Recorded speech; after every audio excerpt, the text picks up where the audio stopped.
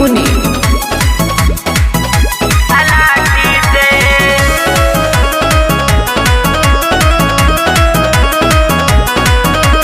चढ़ली जवानिया के आग न बुताई, से भर पेट नहीं भेटा। अभी मरद से तोरा भेट नहीं के भाई। अच्छा चढ़ली जवानिया के आग न बुताई, सिंह जैसे भर पेट नहीं भेटाई। लोग छोड़ी दिला हमके चाटी के।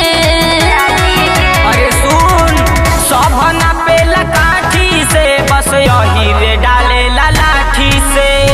सब ना पेला काठी से, बस यही रे डाले लाठी से। ललही के पड़ी का अरे जाना यही रे डाले लाठी से।